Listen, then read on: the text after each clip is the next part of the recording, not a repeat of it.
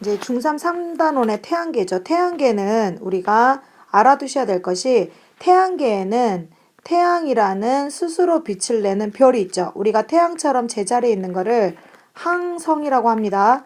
그래서 태양의 둘레를 누가 돌고 있냐면 그렇죠. 수금지화 목토천 8개의 누가 돌고 있냐면 8개의 행성이 돌고 있고요. 행성 둘레를 돌고 있는 걸 우리가 뭐라고 하냐면 위성이라고 합니다. 그 다음에 이제 태양의 둘레는 또 누가 공전하고 있냐면 우리가 이제 소행성이라는 것들도 태양의 둘레를 돌고 있고요. 그 다음에 운석이라든가 이제 운석이라는 건 실은 땅에 떨어진 거예요. 그 다음에 이제 뭐 유성이라든가 그 다음에 해성 이게 이런 것들이 이제 지금 뭐 태양계에 전부 속하는 것들이거든요. 이제 이런 것들에 대해서 지금부터 설명할 건데 그 중에서 이제 가장 중요한 게 태양이죠. 왜냐하면 태양계에서 유일하게 스스로 빛을 내는 항성이기 때문에 그 다음에 지구와 가장 가까워서 굉장히 밝게 보이지만 실제로 태양은 늙은 별입니다. 태양의 물리적인 특성 다 외우셔야 되거든요.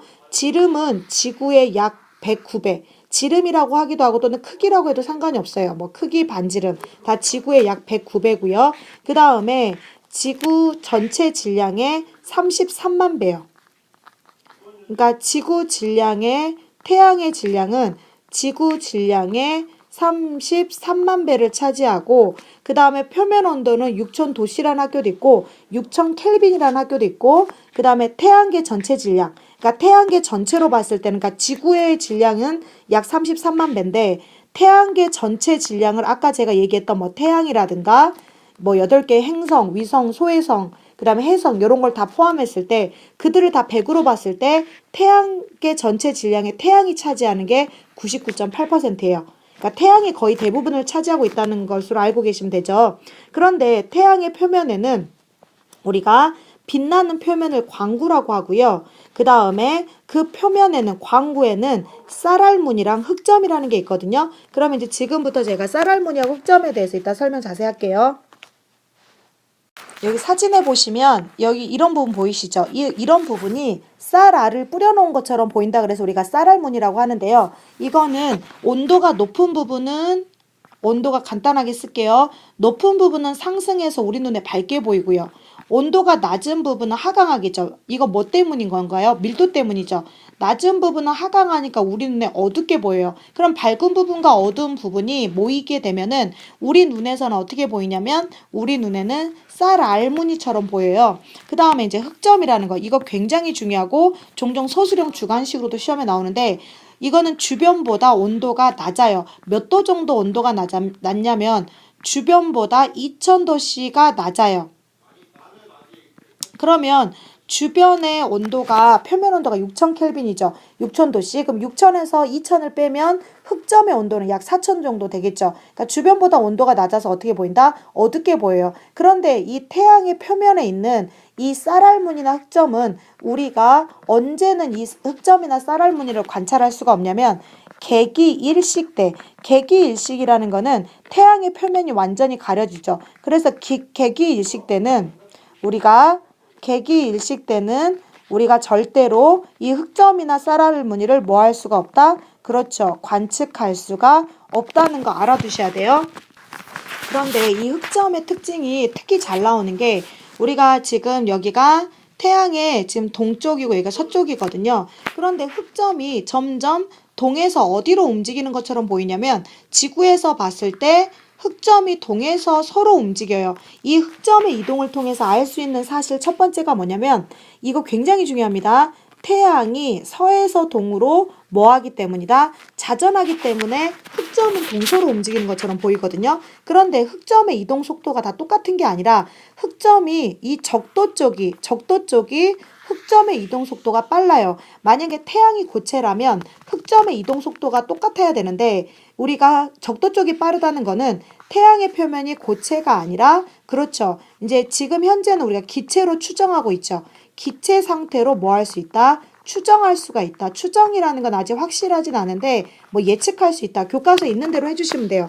다시 한번 갈게요. 여러분이 이 흑점의 이동 방향은 어디다? 동에서 서라는 거죠. 이때 흑점의 이동 방향으로서 알 수 있는 거는 태양의 무슨 방향을 알 수 있다? 자전 방향을 알 수 있다. 그런데 이때 흑점이 적도 쪽이 더 빨라요. 아, 태양의 표면이 뭐가 아니라 고체가 아니라 기체구나 라는 걸 알 수 있고, 그 다음에 흑점 수는 여기 보시면 약 11년을 주기로 흑점의 수가 많아졌다 줄었다를 반복해요. 흑점 수가 많을 때를 극대기라고 하고 흑점 수가 적을 때를 극소기라고 하는데, 이 흑점 수가 언제 많으냐면 흑점 수는 태양 활동이 활발할 때 많아요. 그러면 이렇게 태양 활동이 활발할 때 지구에서 엄청난 변화들이 일어나거든요. 그거는 이따가 설명해 드릴게요. 태양의 대기에는 우리가 이 태양의 대기는 이제 태양의 표면과 반대로 언제 잘 관측할 수 있냐면 개기 일식 때 볼 수 있는데, 채층, 코로나, 홍염, 그 다음에 플레어라는 게 하나가 더 있어요. 채층은 이제 광구, 태양의 표면 바로 위에 아주 얇은, 여기 보시면 아주 얇은 분홍색, 붉은색을 띠는 대기층이 보이시죠? 이게 채층이고요. 채층 바깥쪽으로 솟아오르는 불기둥, 이거 먼저 할게요. 우리가 이렇게 채층 바깥쪽으로 솟아오는 불기둥을 홍염이라고 하고요. 특히 이 코로나 잘 봐두셔야 돼요. 이 코로나는 흑점수가 많아지면 특히 이 코로나 크기가 엄청 커지거든요. 이 코로나는 채층 바깥쪽으로 뻗어 있는 이게 뭐 청백색의 또는 뭐 백색의 가스층이에요. 굉장히 고온입니다. 고온의 가스층이거든요. 그러면 다시 한번 청백색 또는 우리가 이제 온도가 100만 도씨 이상의 굉장히 고온의 뭐다? 가스층이다. 그런데 이 코로나는 태양 활동이 활발할 때, 즉 흑점수가 많을 때 그 크기가 커진다는 거 알아두셔야 되고요. 그리고 이제 이런 태양의 대기에서 이제 플레어라는 거는 홍염하고는 좀 달라요.